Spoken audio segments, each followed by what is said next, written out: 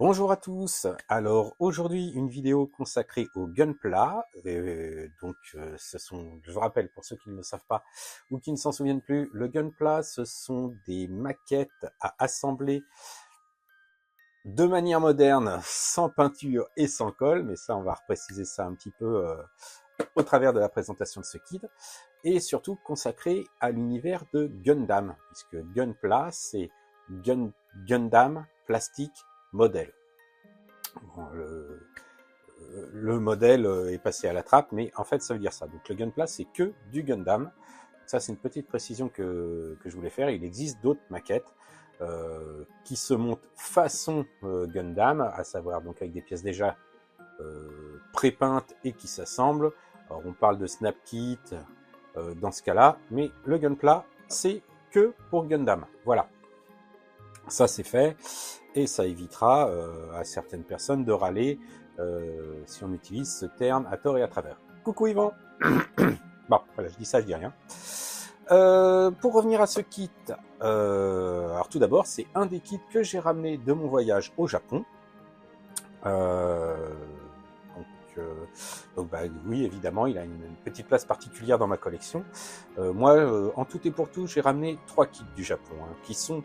Alors ça, c'est totalement du hasard. 4 kits, je vous dis des bêtises, 4 kits du Japon, plus le Wingman que je vous ai déjà présenté, je vous mets le lien là, qui n'est pas réellement un kit puisque je l'ai trouvé dans une boutique de Gachapon, mais j'ai ramené 3 kits de Gunpla et un kit classique, mais ça je vous montrerai ça un petit peu plus tard. En ce qui concerne donc ce kit-là, je l'ai donc trouvé au Japon et je l'ai trouvé dans un combini. Je ne l'ai pas trouvé dans une boutique de maquettes, je ne l'ai pas trouvé au Gundam Base, je l'ai trouvé dans un combini, voilà, en tête de rayon, entre les onigiri et les boissons aux fruits et les jus de fruits. Il y avait deux tas de maquettes, donc ce Gundam-là, et un autre que mon fils a pris, que je vous présenterai dans une autre vidéo, parce que mon fils aussi est revenu avec un bon stock de maquettes, et donc là je vous ferai des vidéos uniquement de unboxing, puisque c'est lui qui fera les montages. Mais je vous montrerai ce qu'il a ramené, parce qu'il y a quelques exclusivités du Japon, donc qui peut être intéressante à vous partager.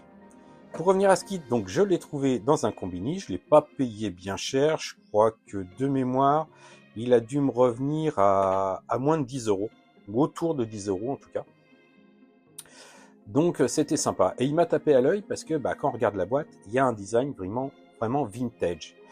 Et pourquoi ce design vintage? C'est parce qu'en fait, il fait partie de la gamme Revival Version. Donc c'est le RX-78-2 Gundam Revival Version.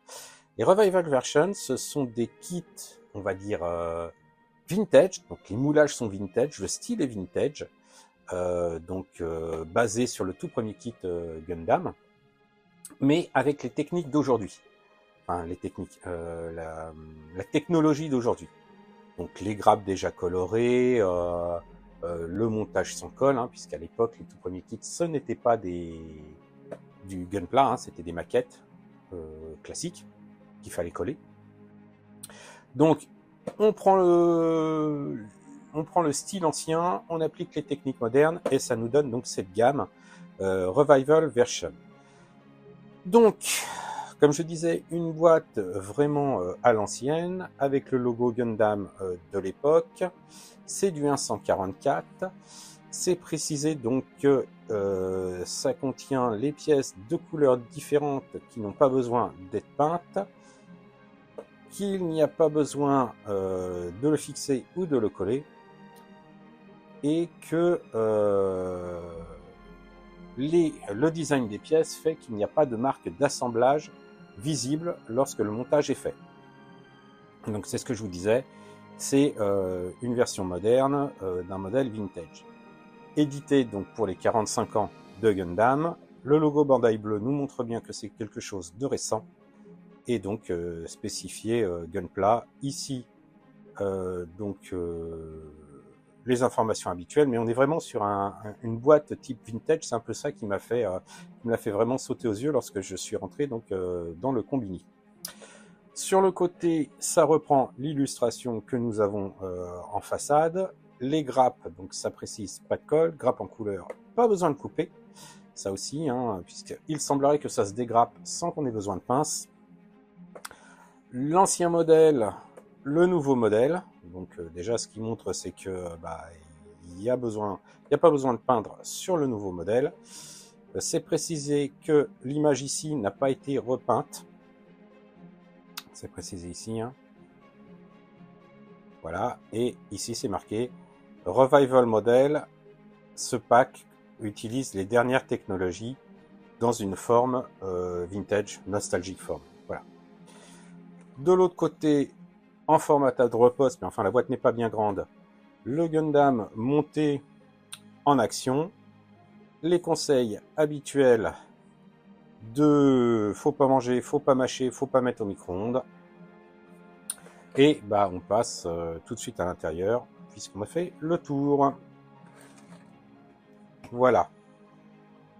Donc à l'intérieur, qu'est-ce qu'on a? Rien de très spécial, hein. On a plusieurs grappes et la notice.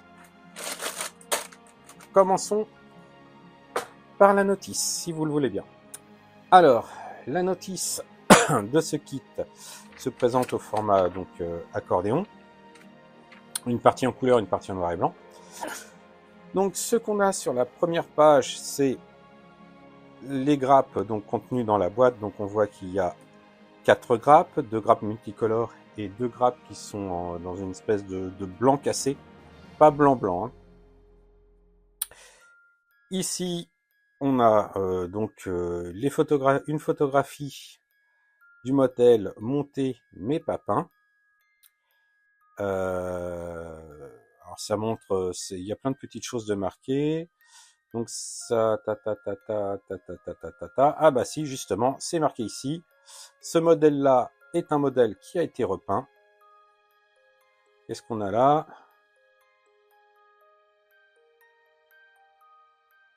Le design des instructions de ce manuel d'instruction est basé sur ce qui est inclus dans le kit. Ah bah c'est bien, ça veut dire que tout ce qu'il y a dans la notice est inclus dans le kit, c'est pas mal. Voilà, bon, il n'y a pas grand chose. Après, ensuite, qu'est-ce qu'on a? On a le montage. Alors, on a, c'est un accordéon, donc c'est pas évident. Donc on a ici, comme d'habitude, les instructions en japonais et en anglais. Donc les instructions de sécurité. Ici, ça vous dit qu'il n'y aurait pas besoin de pince pour dégrapper les pièces. Ah oui, alors la chose très amusante sur cette notice, c'est que vous avez en effet donc la notice classique avec tout ce qu'il y a à faire, et il y a les évolutions par rapport à avant. Donc là, ça vous dit par exemple qu'il n'y a pas besoin de coller, et surtout qu'avant, les kits arrivaient avec les tubes de colle, qui étaient sous forme de berlingot. Alors ça, j'en ai eu plusieurs dans des kits vintage Macros de chez Harry ou Imai. Donc en effet, c'était livré avec un petit berlingot de colle comme ça. Ici, donc ça dit qu'il n'y a pas besoin de coller ni de peindre, et là, ça dit en gros que du coup, on n'a pas besoin d'attendre pour manipuler le kit, et donc du coup, on n'aura pas de traces de doigts, sur de la peinture pas sèche. Ici, pareil, hein, ça explique qu'avant fallait peindre, que c'était casse-pied. Hein, là, il y a le petit tourbillon comme quoi c'était ennuyeux. Et donc la grappe avant qui était toute grise, aujourd'hui nous avons des grappes en couleur. Voilà, donc toute la notice est parsemée de petits détails comme ça. Donc ce qui est sympa. Alors, je cherche le début, l'étape numéro 1. Bon, alors l'étape du... Voilà, hop là. Donc l'étape numéro 1, c'est l'assemblage du tronc. Donc, on a la pièce finale et les étapes. Donc, on insère la partie jaune sur la partie rouge arrière. On rajoute l'avant, l'arrière du torse, le haut du torse partie avant. On attaque l'arrière de la jupe. Je reviendrai après là-dessus. La partie arrière de la jupe qu'on met sur le torse, on fait pareil avec l'avant, on en rajoute le col, le cou, on assemble le backpack avec les manches des sabres laser sur le backpack et on met tout ça sur le dos. Voilà, donc comme vous voyez, c'est très très basique. Je pense que si on suit les instructions sans repeindre, sans rien faire, c'est une affaire de un quart d'heure, 20 minutes pour tout assembler, hein, franchement. Donc là, en bas des pages, comme je vous disais, des petites anecdotes pour le avant-après. Donc là, ça vous dit qu'avant, tout était blanc-gris et fallait tout peindre, et que maintenant, tout est en couleur. Et ici, on a une superbe photo de la ligne de fabrication donc des Gundam, enfin des Gunpla, pardon. On ne fabrique pas de Gundam, on fabrique des maquettes. Donc en photo ici, alors toujours format tableau poste, mais c'est assez sympa. Ici, des petites anecdotes, pareil, hein, sur les questions qui leur sont posées. Alors j'ai pas tout traduit, et même si c'est en anglais, j'ai pas tout regardé. Mais bon, là, c'est assez, on est les meilleurs, on fait des trucs super, voilà. Ensuite, on assemble la tête, donc toujours très peu de pièces, hein. On met le masque sur les yeux, on met le bas du visage, le haut de la tête, les V-fines, qui sont, alors vous le verrez, pas du tout pointus, hein, ça se retravaille. Et ensuite, on rajoute l'élément rouge qui est sur les V-fines. L'assemblage du bras droit, l'avant-bras, le poignet, l'articulation, le bras, le poing qui est en deux parties. On assemble le tout. Pareil, hein, je reviendrai sur ça après. On fait la même chose pour le bras gauche, la jambe. Alors vous voyez là, on est de l'autre côté de la notice, donc ce n'est plus en couleur. Donc la jambe, ça nous indique bien qu'il y a une partie gauche et une partie droite. Donc on vérifie bien de prendre la bonne pièce. On l'assemble les deux parties. On prend la partie de la jambe intérieure. Pareil, on fait attention de bien prendre les pièces qui sont bien pour la jambe droite. Donc l'avant de la jambe qu'on insère sur le support sur lequel on mettra le pied, je suppose. On rajoute le dessus de la jambe, donc ça doit être ce qui correspondra au niveau du genou, donc partie gauche, partie droite.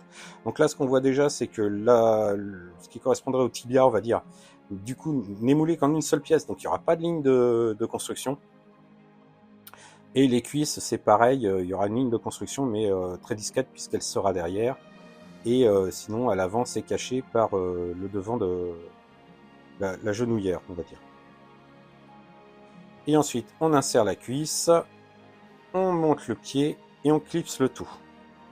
Alors, pour les petites anecdotes du passé, donc ça nous dit qu'ici, quand on insère le casque sur les éléments du visage, les deux canons Vulcain ressortent du casque. Voilà. Donc, au niveau des épaulettes, ça disait qu'avant, les épaulettes, fallait les coller, et du coup, souvent, ça bloquait le bras, hein, parce qu'on collait les épaulettes et puis ça se solidarisait avec le torse, et du coup, on ne pouvait plus bouger. Et là, ils ont donc fait un système révolutionnaire que l'on verra un petit peu plus loin pour améliorer ce défaut. Qu'est-ce qu'on a encore comme anecdote sur la page suivante ? Ah bah oui, en effet. Là, ils disent clairement que sur l'ancien kit, la ligne de collage était pile poil au milieu, on voyait que ça. Tandis qu'ici, c'est beaucoup plus discret. Là, ils remettent le petit berlingot de colle. Et là, même chose pour les jambes. Ligne de collage bien au milieu sur le kit vintage, et sur ce nouveau kit, plus du tout de ligne de collage. Alors, pour la suite du montage. Donc, on fait exactement les mêmes opérations pour la jambe gauche. Les épaulettes, justement. Donc, ça dit qu'il faut les présenter à l'envers et ensuite les retourner à 180 degrés, hein, ce qui fait une espèce de clips. Hein. Il y a un détrompeur qui fait que les épaulettes ne ressortiront plus. Et ensuite, on insère les bras de chaque côté. Puis, on insère les jambes dans la jupe. On peut mettre le fusil ou le sabre, qui sont d'une seule pièce, dans les mains. Le bouclier, donc la partie rouge, on l'insère dans la partie blanche, et ensuite la croix jaune. On insère la poignée, qu'on met dans la main, et c'est terminé, puisqu'il n'y a pas de décalco et pas de d'instruction de peinture, puisque c'est censé être déjà prépeint. Alors, les pièces maintenant. Hop, voilà, il n'y a pas beaucoup de sachets et il va pas y avoir beaucoup de risques, donc on va ouvrir ça.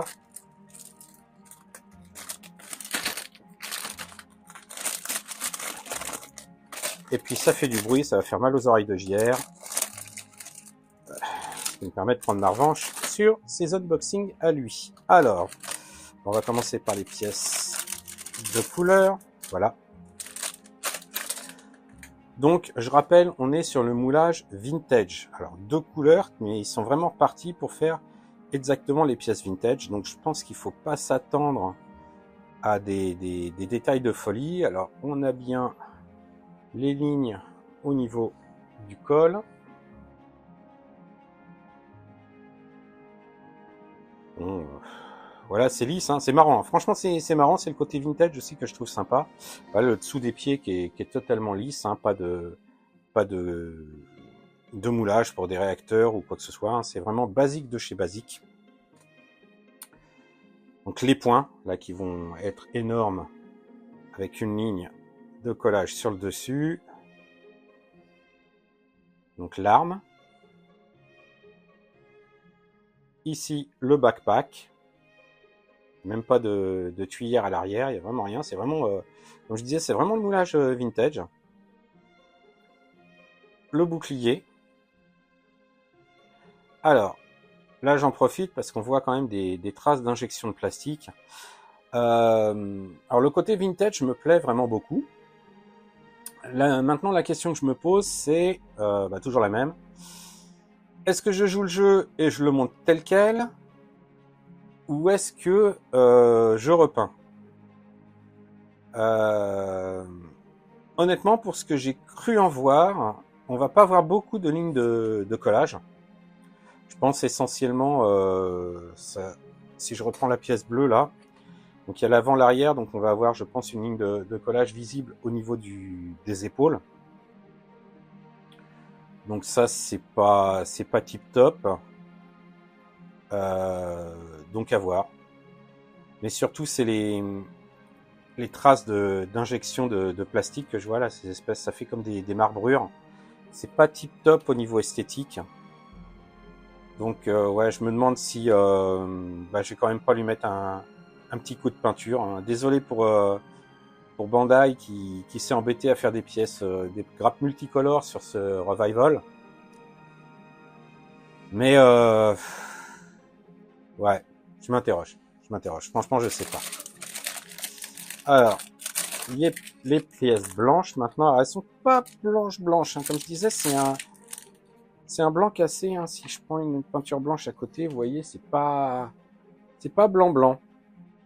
Même moi, je vois ça pas blanc. Alors, c'est que ça doit vraiment pas l'être.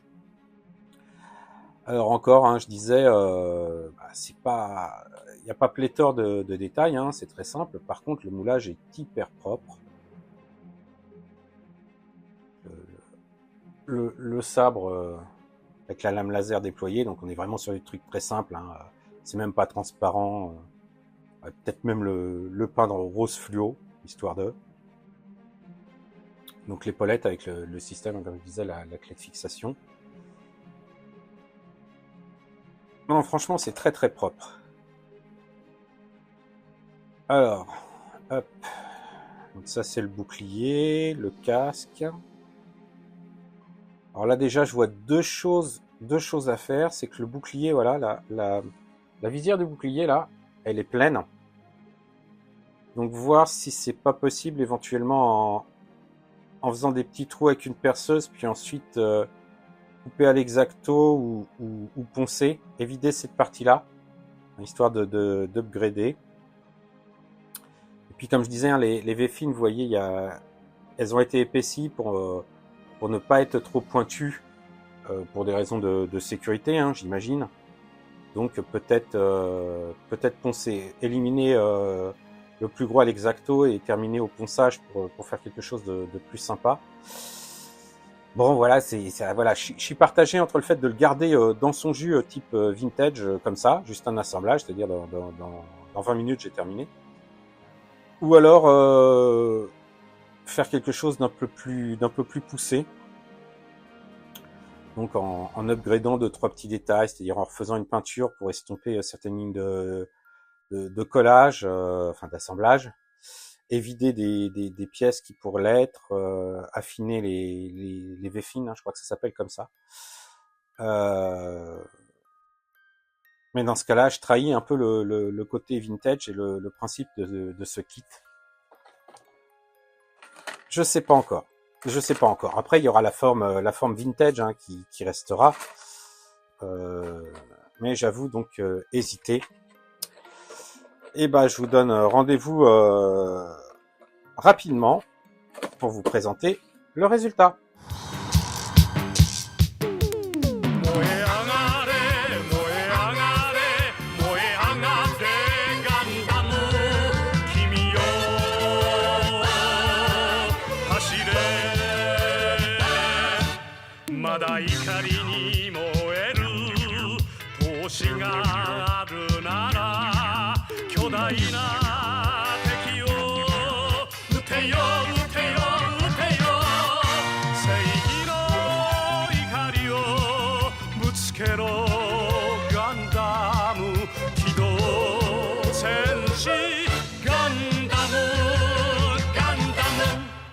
Et donc voilà, ça y est, ce kit est terminé. Ce Gundam RX78 version Revival est terminé. Hein. Comme vous pouvez le voir, le look vintage y est vraiment.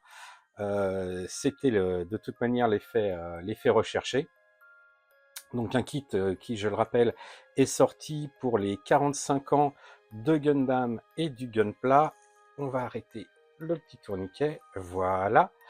Que dire de ce kit? Bon, le montage a été aisé, hein, comme je le disais, c'est vraiment un kit qui a été très bien pensé. Derrière son look vintage, ils ont vraiment pensé le montage pour qu'il soit facile, qu'il soit aisé, mais qu'il ne laisse pas trop de marques visibles. Les marques auraient pu être visibles, donc c'est les marques qui se seraient situées, enfin qui se sont situées d'ailleurs. Hop, je vous montre ça. Donc une ligne de colle ici et ici, hein, sur tout le long, donc que j'ai dû poncer et estomper à la putty. Alors la mauvaise surprise, c'est que la peinture blanche que j'ai utilisée n'était pas très couvrante, donc du coup obligé de faire une sous-couche, puis ensuite une couche de blanc brillant avant d'appliquer la peinture, donc un blanc légèrement nacré, un blanc cassé, tirant un peu sur le beige. J'ai respecté les couleurs de l'anime d'origine, donc le backpack est entièrement en gris, hein, les deux espèces de grains de café là ne sont pas en blanc, contrairement à ce qui se fait aujourd'hui. J'aurais pu également rajouter des tuyères en dessous, ce que l'on voit sur les kits plus modernes, mais j'ai fait le choix de le laisser tel quel parce que dans l'animé, que je regarde en ce moment, je rattrape mon retard Gundam, je regarde la série originale alors, sous forme de, non pas de la série complète, mais des 3 films condensés de la série. Et donc il n'y a pas de tuyère, même si on voit par moments qui volent dans l'espace et qu'on voit qu'il y a des réacteurs à cet endroit-là parce qu'on voit des effets d'échappement, les tuyères ne sont pas apparentes dans bon nombre de plans. On sait ce que valaient les plans d'animé dans les années début des années 80. C'était pas ce qu'il y avait de plus fidèle et ça bougeait tout le temps d'un plan à l'autre. Mais bon, je me suis basé là-dessus. Pas d'effet particulier au niveau du weathering ou de pré-ombrage. Hein. J'ai voulu vraiment garder un look vintage et simple au possible. Hein. C'était vraiment l'un des trucs que je voulais absolument garder. Un panel lining juste pour rehausser les creux et certains éléments. Alors le panel lining est fait de 2 manières différentes. Il y a une partie qui a été faite à partir d'un jus, avec de l'essence F et de la peinture à l'huile, et une autre partie où cette méthode-là donnait pas un résultat tip top, en tout cas très très propre. Hein. Dès que j'essuyais, soit ça laissait des traces, et si j'essuyais un peu plus, ça effaçait tout. Donc à ces niveaux-là, j'ai rehaussé avec un marqueur indélébile. Voilà, à l'ancienne, hein, comme le font les... Alors ce ne sont pas des marqueurs Gundam, hein, c'est un marqueur noir indélébile, mais c'est le même principe. Hein. Voilà, pas de point particulier, donc la putty à l'arrière des jambes, de chaque côté des hanches aussi, hein, à ce niveau-là, je vais essayer de vous montrer, voilà. donc à ce niveau-là, pour pas qu'on voit la ligne, et également normalement ici là, juste dans la pièce sur le côté là, il y avait, on voyait où est-ce qu'était agrafé, clipsé la partie avant et la partie arrière. J'ai comblé également avec de la putty pour que ça ne se voit plus. Pas de point particulier au niveau peinture, tout était très simple, les pièces étaient séparées. Alors là, ça ne se voit pas tellement, mais les yeux sont peints avec une couche de chrome et du jaune transparent. Sinon, j'ai vraiment tout gardé vintage, hein, puisque je n'ai pas peint l'intérieur du bouclier avec des éléments couleur acier, et c'est pareil, le bin rifle, alors on va dire le blaster, hein, pour que je sois sûr de ne pas le prononcer n'importe comment, et gris intégralement, hein, j'ai pas rajouté de pièces métalliques, de même pour les mains. J'ai tout gardé vraiment vintage le plus possible. Et ben, je trouve que ce petit kit au 144e rend vraiment très bien.